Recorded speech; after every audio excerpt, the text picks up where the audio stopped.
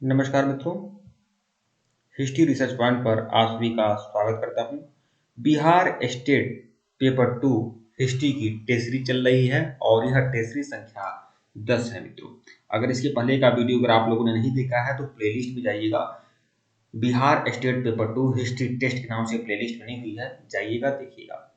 ठीक है, यह जो पूरा कोर्स है आपका हिस्ट्री रिसर्च पॉइंट का, बिहार स्टेट पेपर 2 हिस्ट्री के लिए जो भी लोग जुड़ना चाहते हैं जुड़ सकते हैं। इसकी जो फीस है केवल 999 है।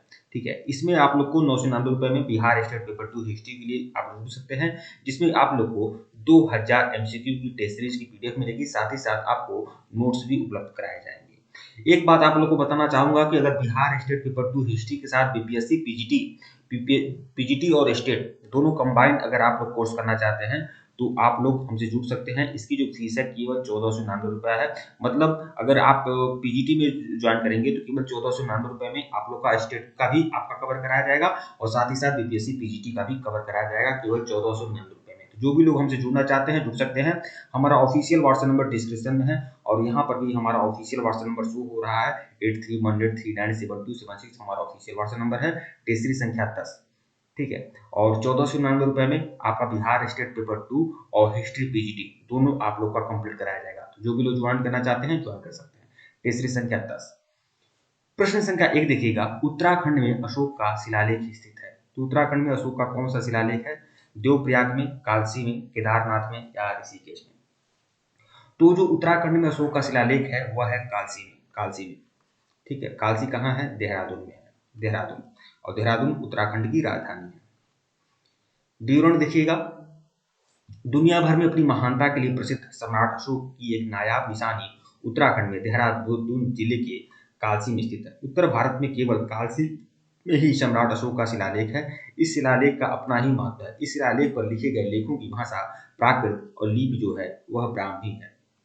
ठीक है, तो जो शिलालेख है वह उसकी भाषा कितनी है, कैसी है? तो ब्राह्मी लिपि में लिखी गई है और भाषा क्या है? प्राकृत है। ठीक है, प्रश्न संख्या 2 देखिएगा, सांची का स्तूप किसने बनवाया था? अशोक ने, गौतम बुद्ध ने, चंद्रगुप्त प्रथम ने या खरगोन ने? तो सांची का स्तूप किसने बनवाया? तो सम्राट अशोक ने बनवाया था। बहुत ही बढ़िया बेहतरीन टेस्ट सीरीज हमारे द्वारा दिया जा रहा है और इसी तरह से बीपीएससी पीजीटी का भी आपको मिलेगा और बिहार स्टेट का भी मिलेगा। केवल 1499 में आप लोग को कंप्लीट तैयारी कराई जाएगी बिहार स्टेट और पीजीटी दोनों का। ठीक है, और बहुत ही बढ़िया सीरीज आप लोग को मिलेगा। इसकी व्याख्या देख लीजिएगा, सांची के मुख्य स्तूप के निर्माण का श्रेय सम्राट अशोक को दिया जाता है। माना जाता है उसके काल में ही स्तूप का निर्माण करवाया गया था। प्रश्न संख्या 3 देखिएगा, अशोक के शिलालेखों को पढ़ने वाला पहला अंग्रेज कौन था? John tower, Harry Smith, Charles Metcalfe या जेम्स प्रिंसेप? तो अशोक के शिलालेखों को पढ़ने वाला पहला अंग्रेज कौन था? तो जेम्स प्रिंसेप। जेम्स प्रिंसेप ने ही सबसे पहले अशोक के शिलालेख लेखों को पढ़ा था। विकल्प डी जो है आपका सही है। अशोक ऐसा प्रथम शासक था जिसने अभिलेखों के माध्यम से अपनी प्रजा को संबोधित किया था, जिसकी प्रेरणा उसे ईरानी शासक डेरियस प्रथम से मिली थी। देखिए, सबसे पहले जानते हैं अशोक ने जो शिलालेख बनवाया था ना, शिलालेख बनवाया था, उसकी प्रेरणा उसको कैसे मिली थी? उसकी प्रेरणा ईरानी शासक डेरियस से मिली थी। डेरियस, डेरियस जिसको दारा प्रथम भी कहा जाता है। तो डेरियस से वह प्रेरित होकर वह शिलालेख बनवाया था अशोक। ठीक है, 1750 में टी पेंथिलर ने सबसे पहले दिल्ली में अशोक स्तंभ का पता लगाया था। अशोक स्तंभ का पता लगाने वाला 1750 में टी पेंथिलर था। ठीक है, जबकि अशोक का जो लेख था उसको पढ़ने में सफलता किसने प्राप्त की थी? जेम्स प्रिंसेप ने प्राप्त की थी। James Prinsep. ठीक है, किंतु अशोक के अभिलेखों को सर्वप्रथम किसने पढ़ा था? 1837 में जेम्स प्रिंसेप, और खोजा किसने था? टी पेंथिलर ने 1750 में। तो देख लीजिए कितना बढ़िया बेहतरीन सीरीज चल रही है ये। ठीक है, और इसमें आपका बिहार स्टेट और बीपीएससी पीजीटी दोनों का कोर्स कराया जाएगा। पूरी एनसीईआरटी में कंप्लीट कराऊंगा कक्षा 6 से लेकर 12 तक की। ठीक है, प्रश्न संख्या 4 देखिएगा, कलिंग युद्ध की विजय और क्षत्रियों का वर्णन अशोक के किस शिलालेख में मिलता है? कलिंग युद्ध का वर्णन किसमें मिलता है? शिलालेख फर्स्ट में, शिलालेख 2 में, शिलालेख 12 में या शिलालेख 13 में? तो शिलालेख 13 में। कलिंग युद्ध का वर्णन शिलालेख 13 में मिलता है। मतलब 13वें शिलालेख में कलिंग युद्ध का वर्णन है। शिलालेख 13 में शासन के 8वें वर्ष में, देखिए, सम्राट अशोक ने अपने शासन के 8वें वर्ष में मतलब 261 बीसी में कलिंग विजय किया था। ठीक है, 261 बीसी में कलिंग विजय अशोक ने किया था और कलिंग युद्ध लड़ा था अशोक। और इस युद्ध में इतना भीषण रक्तपात हुआ था कि अशोक का हृदय परिवर्तन हो गया। पड़ोसी राजाओं का वर्णन मिलता है, जिसमें मौर्य साम्राज्य के पश्चिम के पड़ोसी राजाओं का उल्लेख है। देखिए, अब 13वें शिलालेख में किसका वर्णन है? कलिंग युद्ध का वर्णन है, अशोक के धर्म हृदय परिवर्तन का वर्णन है। ठीक है, इसके अलावा जो मौर्य साम्राज्य के जो पड़ोसी राजा थे उनके राज्यों का उल्लेख है, जैसे कौन था? एंटिकस द्वितीय और टॉमी फिलाडेल्फस का भी उल्लेख है कि अशोक के राजनीतिक संबंध थे, किससे थे? सीरिया के साथ और मिस्र के साथ। सीरिया का शासक कौन था? एंटियोकस था, और मिस्र का शासक था टॉमी फिलाडेल्फस। ठीक है, तो इसका उल्लेख किसमें है? यह आपके 13वें शिलालेख में इसका उल्लेख है। ठीक है, प्रश्न संख्या 5 देखिएगा, प्रसिद्ध यूनानी राजदूत मेगास्थनीज भारत में किसके दरबार में आया था?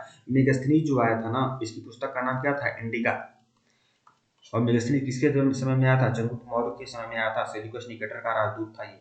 ठीक है, मेगास्थनीज 304 बीसी से लेकर 299 बीसी इतने समय तक रहा मेगास्थनीज। कुल मिलाकर 4 से 5 साल ही रहा मेगास्थनीज। इसके दरबार में? चंद्रगुप्त मौर्य के दरबार में। यूनान का एक राजदूत था जो चंद्रगुप्त मौर्य के दरबार में आया था। प्रश्न संख्या 7 देखिएगा, निम्नलिखित में से कौन सा राजा प्रायः जनता के संपर्क में रहता था? चंद्रगुप्त मौर्य, अशोक, चंद्रगुप्त विक्रमादित्य या बिंदुसार? तो अशोक। जनता के संपर्क में सबसे ज्यादा रहने वाला शासक जो था वह था सम्राट अशोक। विकल्प बी जो है आपका सही है। ठीक है, प्रश्न संख्या 8 देखिएगा, अशोक ने 261 बीसी में कलिंग को जीतने के बाद क्या किया? अशोक ने 261 बीसी में कलिंग को जीता था, और कलिंग को जीतने के बाद उसने क्या किया? उसका हृदय परिवर्तन हो गया भाई। भीषण नरसंहार देखकर 1 लाख लोगों को मरवाया था और 1.5 लाख लोगों को बंदी बनवाया था अशोक ने। ठीक है, तो अशोक ने जब 261 बीसी में कलिंग को जीता था तो उसने क्या किया? कलिंग के साथ उसने अपने राज्य की सीमाएं बढ़ाई, विश्व विजय के लिए निकल पड़ा। तो विश्व विजय के लिए तो नहीं निकला था भाई, और उसका हृदय परिवर्तन हो गया था। भारी रक्तपात देकर युद्ध की नीति को सदा के लिए त्याग किया, यही है विकल्प सी। उसने क्या किया? भारी रक्तपात देखा और उसके बाद अपने युद्ध की नीति को सदा के लिए त्याग दिया। इसका विवरण देखिएगा, कलिंग युद्ध बहुत क्रूर था और यह कहा जाता है कि कलिंग में लगभग 1.5 लाख योद्धा, 1 लाख योद्धा, देखिए 1.5 लाख योद्धा और 1 लाख योद्धा मारे गए थे, जिसमें से 1 लाख मौर्य योद्धा मारे गए थे। ठीक है, यह आरोप लगाया जा रहा है कि लड़ाई इतनी क्रूर थी कि लड़ाई के परिणाम स्वरूप दया नदी, ठीक है, युद्ध के मैदान के बगल में बहने के कारण रक्तपात हुई थी। ठीक है, कलिंग के कई हजारों वर्ष पुरुषों महिलाओं को निर्वासित होना पड़ा। कलिंग के युद्ध के बाद सम्राट अशोक ने अपने सैन्य आक्रमणों को समाप्त कर दिया और मौर्य साम्राज्य की क्षेत्रीय विकास नीति को पूरी तरह से रोक दिया। मतलब उसके बाद सम्राट अशोक ने विजय करना छोड़ दिया, लेकिन वह विजय किसने किया? धर्म विजय किया, धर्म विजय। ठीक है, राजनीतिक विजय छोड़कर उसने धर्म विजय किया सम्राट अशोक ने। प्रश्न संख्या 9 देखिएगा, अशोक के अधिकांश अभिलेख किस भाषा में है? अशोक के जो अभिलेख हैं वह किस भाषा और किस लिपि में है? तो अशोक के जो अभिलेख हैं वह प्राकृत भाषा में है और ब्राह्मी लिपि में है। विकल्प ए जो है वह आपका सही है। अशोक के सभी शिलालेख प्राकृत भाषा में, प्राकृतिक लिखा है, प्राकृत है, प्राकृत भाषा में है। प्राकृत भाषा को अर्धमागधी भाषा बोला जाता है, अर्धमागधी भाषा में है। अशोक की शिलालेख जो है अर्धमागधी भाषा में है। उस वक्त सभी भारतीयों की भाषा प्राकृत ही थी, परंतु पश्चिमी एशिया, इराक और सीरिया आदि से आकर भारत में बसी आर्यों की भाषा संस्कृत थी। ठीक है, प्रश्न संख्या 10 देखिएगा, किस ग्रंथ में चंद्रगुप्त मौर्य के लिए वृषल शब्द का प्रयोग किया गया है? वृषल शब्द का प्रयोग किसके लिए किया गया है? ब्राह्मण साहित्य में। देखिए, चंद्रगुप्त मौर्य के लिए वृषल शब्द का प्रयोग किसमें है? ब्राह्मण साहित्य में या जैन साहित्य में या मुद्रा राक्षस में?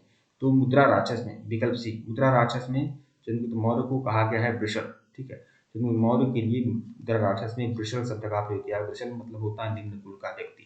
ठीक है, तो यह भी बहुत ज्यादा महत्वपूर्ण है, ध्यान रखिएगा। वृषल कहा गया है चंद्रगुप्त मौर्य को मुद्रा राक्षस में। ठीक है मित्रों, वीडियो को लाइक और चैनल को सब्सक्राइब करिएगा। टेलीग्राम को बिल्कुल ज्वाइन करिएगा, लिंक डिस्क्रिप्शन में दिया गया है। अगर इसके पहले का वीडियो नहीं देखे हैं तो प्लेलिस्ट में जाइएगा। ठीक है, प्लेलिस्ट में जाइएगा और Bihar state paper 2 history test के नाम से प्लेलिस्ट बनी हुई है, जाइएगा देखिएगा। ठीक है, और ये हमारा ऑफिशियल व्हाट्सएप नंबर है, आप मैसेज कर सकते हैं। और अगर आपको कोर्स ज्वाइन करना है तो केवल 1499 रुपये के कोर्स में बिहार स्टेट पेपर 2 हिस्ट्री और प्लस बीपीएससी पीजीटी हिस्ट्री दोनों का कंप्लीट कोर्स कराया जाएगा। केवल 1499 रुपये की सीरीज रहेगी आपकी। ठीक है, ये 1499 रुपये की सीरीज रहेगी, 999 नहीं रहेगी। 999 में केवल बिहार स्टेट पेपर 2 रहेगा, लेकिन पीजीटी के लिए करना चाहते हैं तो 1499 भी आपका रहेगा। ठीक है मित्रों, वीडियो को लाइक और चैनल को सब्सक्राइब करिएगा।